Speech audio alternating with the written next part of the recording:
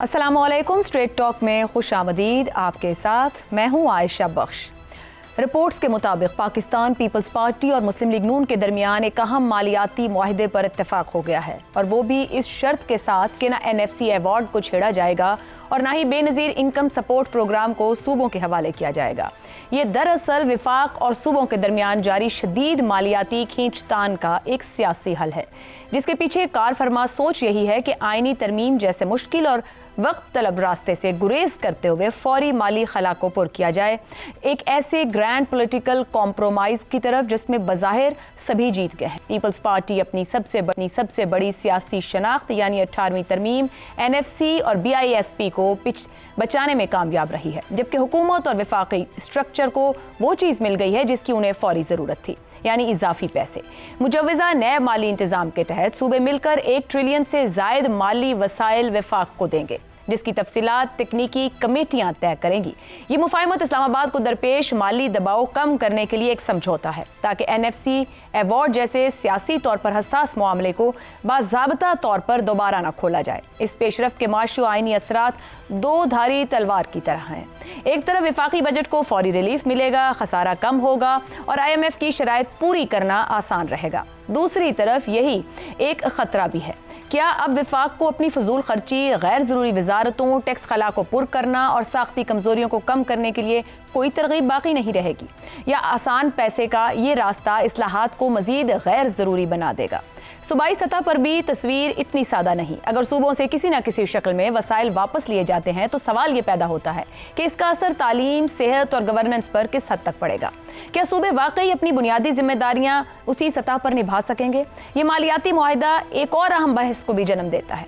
अगर हाइब्रिड इत्तेफाक के जरिए इतना बड़ा माली मसला वक्ती तौर पर हल किया जा सकता है, तो फिर क्या वाकई NFC में बुनियादी तब्दीलियों या बड़ी आइनी और साख्ते इस्लाहात की ज़रूरत बाकी नहीं रहती?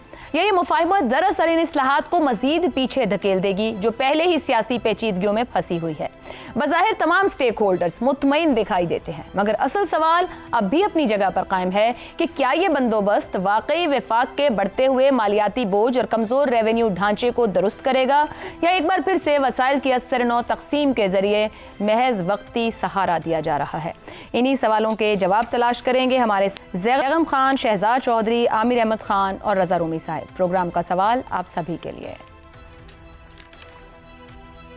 NFC और BISP को छेड़े बगैर पीपल्स पार्टी और नून लीग में मालियाती मुआहदे पर इत्तेफाक वाकई एक पायदार माशी हल या आइनी पेचीदगियों से बचने के लिए महज आर्जी सियासी बंदोबस्त?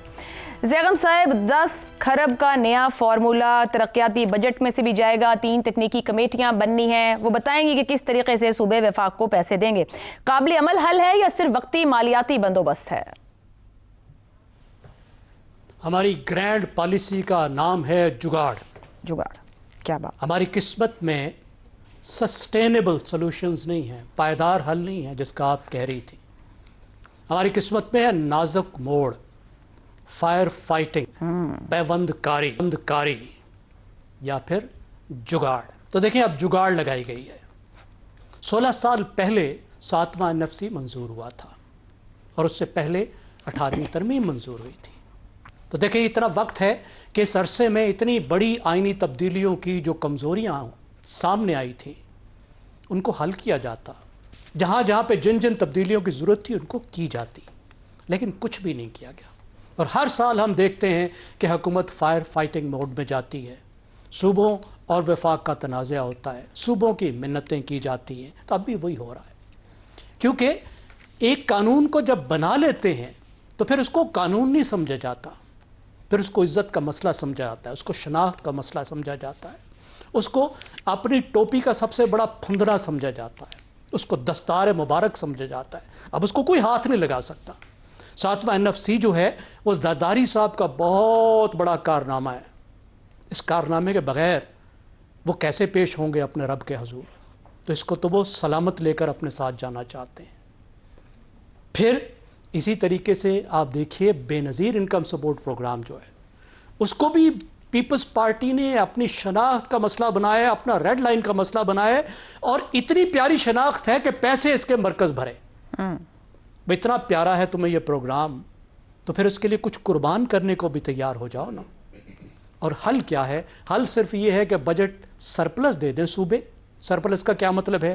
کہ صوبوں نے جو خرچ کرنا ہے اس سے کم خرچ کریں. جب کم خرچ کریں گے تو وہ پیسے وفاق کے پاس آ جائیں گے. اب آپ بتائیں یہ جگاڑ نہیں ہے تو یہ کیا ہے؟ اسی NFC کے اندر رہتے ہوئے بھی سسٹینیبل سولوشنز بنائے جا سکتے ہیں. مثال کے طور پر جو سب سے بڑی بات ہے کہ جب صوبوں کی ذمہ داری ہے سوشل ویلفیئر، تمام سوشل سیکٹر آپ کا ہے، تو بے نظیر انکم سپورٹ پروگرام بھی صوبوں کا ہونا چاہیے، وہ بھی آپ کا ہے. دوسری بات یہ ہے جو بجلی کی اور گیس کی سبسڈی ہے وہ بھی تو سوشل ویلفیئر کا کام ہے نا. بجلی کی سبسڈی کسی کو غریب کو کیوں دی جاتی ہے؟ ویلفیئر کے لیے دی جاتی ہے. تو وہ وفاق کیوں دے؟ اس کی بھی آپ ذمہ داری اٹھا لیں. پھر جو چوری ہوتی ہے آپ کے ہاں گیس کی، جس میں 7 حکومت شامل ہو جاتی ہے، کبھی صوبائی حکومتیں تعاون نہیں کرتی، پورے ضلع بجلی نہیں دیتے، ضلعوں کے ہیڈ کوارٹر بجلی نہیں دیتے، اور کوئی پولیس واپڈا کے ساتھ تعاون ہی نہیں کرتی. وہاں واپڈا والے جائیں تو مار کھا کے واپس آ جاتے ہیں. تو کیا چوری کو روکنا ان کی ذمہ داری نہیں ہے؟ ڈسٹریبیوشن میں حصہ ڈالنا ان کی ذمہ داری نہیں ہے؟ 1000 ارب روپیہ بجلی کی سبسڈی ہے، سینکڑوں ارب روپے کی بجلی کی چوری ہے. اسی طرح گیس کا ہے. تو مسئلہ تو یہیں پر ہی حل ہو جاتا ہے اگر اسی چیز کو ہی طے کر لیں. اب اس کے جو آگے مزید حل ہے کہ وفاق اپنے خرچے کم کرے، اس پہ وفاق تیار نہیں ہے.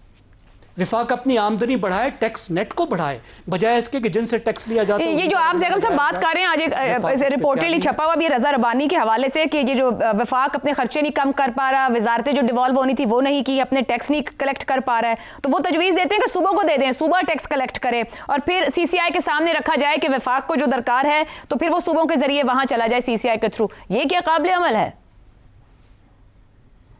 دیکھیں رضا ربانی صاحب بھی وہ ارسطو ہیں جن سے ہم بچپن میں جوانی میں بڑے متاثر ہوا کرتے تھے. اب ان کی باتیں سنتے ہیں تو سوچتا ہے دل کہ اب ہنسیں یا روئیں. جو صوبوں کے پاس ٹیکسز ہیں ان کو کتنے صوبے جمع کر رہا ہے؟ دیکھیں کل ٹیکسز کی بات ہوئی.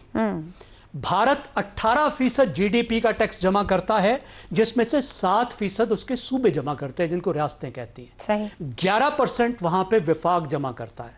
پاکستان میں صوبے کتنے جمع کرتے ہیں؟ 1%. تو صوبے کیسے جمع کر لیں گے؟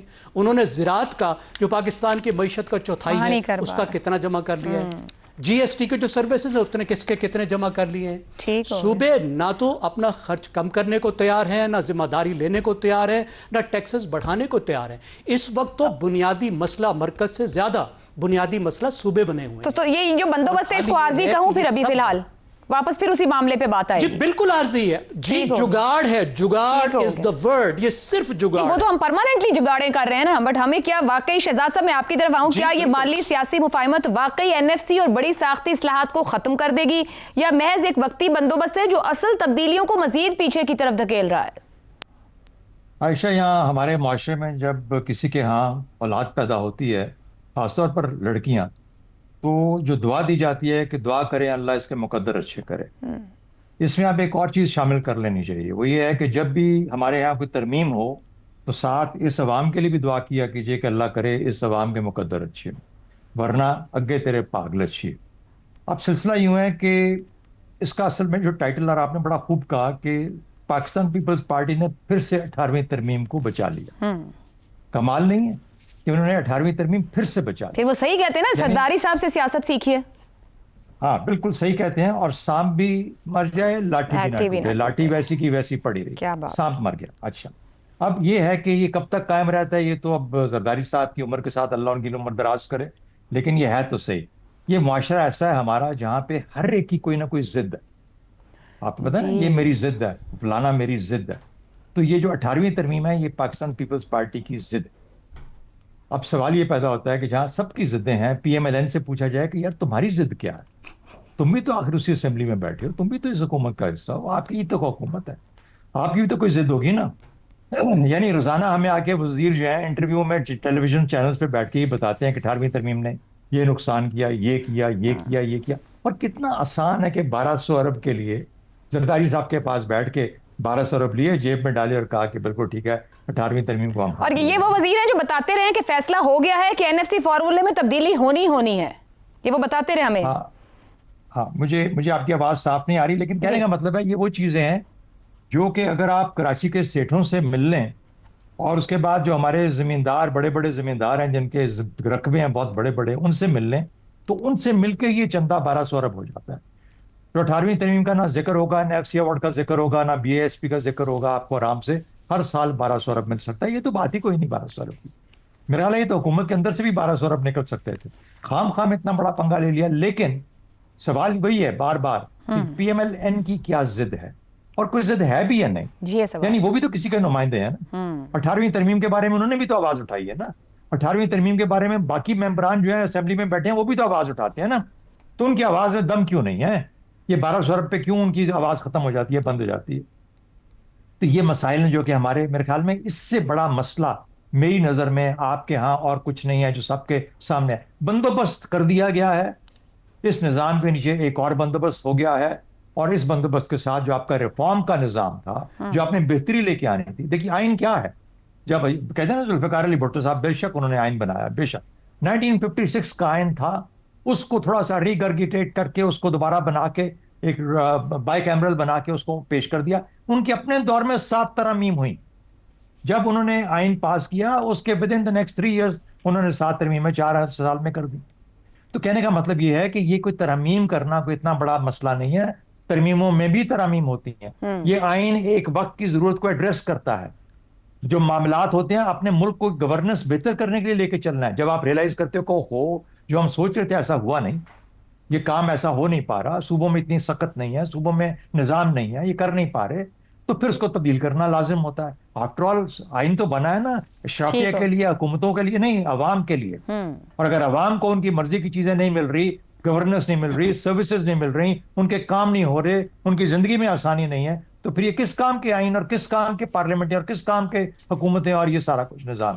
میرا خیال ہے کہ یہ ٹورڈز دی جسے کہتے ہیں نا کہ اپنے اینڈ کی طرف آہستہ آہستہ نظام آہستہ آہستہ جا رہا ہے. کچھ نہ کچھ ان کو کرنا پڑے گا. یہ حکومت خاص طور پہ P M L N they have to wake up, کیونکہ ان کے بغیر اٹھے ہوئے اپنی بات کو منوائے ہوئے اپنی بات جس میں یقین کرتے ہیں، جس میں ان کا ایمان ہے، اور اگر ایمان ہے ہی نہیں اور 1200 ارب کے چیز کے ذریعے ہر چیز برابر ہو جاتی ہے تو پھر لیتے رہے 1200 ارب اور دیکھیں کب تک زندہ. ٹھیک ہو گیا. جو شہزاد صاحب جو بات کرتے ہیں کیا کوئی نون لیگ کی ضد ہے بھی یا نہیں، مجھے ایسا لگتا ہے ضد ہی ٹوٹ چکی ہے، بس وقت گزارنے والا حال ہو گیا.